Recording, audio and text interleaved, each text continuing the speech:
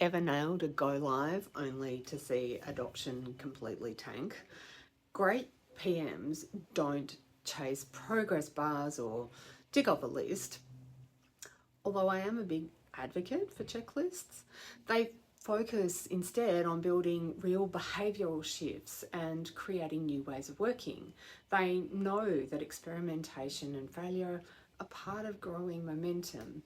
Today, we're focused on blending in some of the change management skills that will help make project delivery stick without piling on a whole additional role. Here's why most go-lives fail the adoption test. You probably know this already, but launching to spec and preferably on time isn't always enough. Without some change management support, teams often slide back into familiar habits, or worse, create new bad habits, losing their enthusiasm after go live. There's a real challenge in shifting behaviour and making it stick, not just delivering the new tools or processes. I often say to teams that it's both the hardest and the easiest thing to do.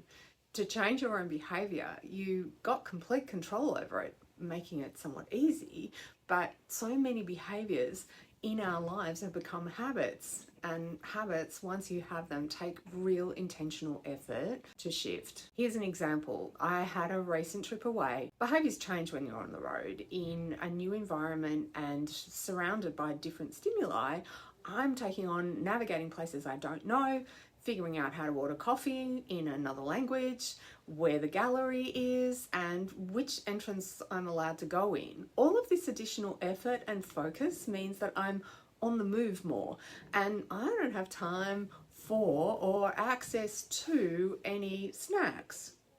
When I'm back at home, like I am now, it's incredibly easy to slip back into old behaviours, like snacking on both biscuits and social media, which is a bit of a weakness. I've had to make conscious decisions to not follow the well-worn path of previous habits, and there's a certain aisle in the supermarket that I'm skipping now. So how do we apply the idea of helping people change habits? Consider blending in or asking the question, how will we support people to change their habits from day one when you're thinking about a launch? Or better, practice supporting people from before day one. Create some time to work on this question through the project. I like to put it into the regular WIP meetings, not every week, but from time to time. Momentum builds with experimentation, not perfection. Great project managers design for delivery for visible progress. This means small wins, open feedback, room for some failure. If you fall into the box ticking trap, you end up fearing mistakes, and I've definitely been there. Change makers know that failure informs the next step, and learning drives building that momentum. I have an example from a recent project we're working on right now. We are using a pilot phase as part of getting this change implemented. Pilots usually flesh out anything that's different in what I call the aspirational versus the actual. Often our aspirations don't quite land the way we thought they might. It's also a great way to capture items that might have been missed or misconfigured and allow users to get familiar with a new process in a controlled and safe way. How might we apply this? If the project lends itself to a pilot or a proof of concept, use it. It's an opportunity and the best dress rehearsal you could possibly ask for.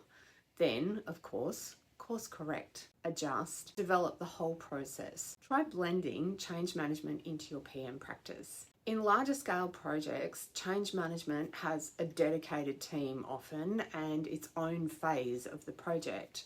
Reality for many project managers and projects that we work on is that that dedicated resource just isn't available. So instead of seeing change management as a second job or its own dedicated phase, you can blend in some of those moves that create buy-in and resilience for your team. Clear communication, a little bit of empathy, and tracking in some way your adoption as a metric can all boost results without burning out the project manager. For example, brief and honest project updates, inviting candid feedback, spark much deeper engagement and trust. How might we apply this in our project world? Maybe even just one adoption measure to your delivery. even if it's a self-assessment, it can be a way to gauge adoption wobbles in the early days. We like to allow additional 4 to 6 weeks post go live to bed things down with a team, and that allows some space for figuring out whether adoption is landing, so you can take some corrective action if you need to. The best PMs don't just tick boxes, they make change feel possible, safe and worthwhile. And if you can focus on visible progress, foster some learning with your team and measure adoption, you'll see that your projects have lasting impact. If this resonates, feel free to share it with a fellow PM. If you'd like tailored support, you can book a call with me directly using the link below. And if you want to go deeper, my book is packed with practical strategies just like these. So grab a copy today. Thanks for watching. I'll see you next time.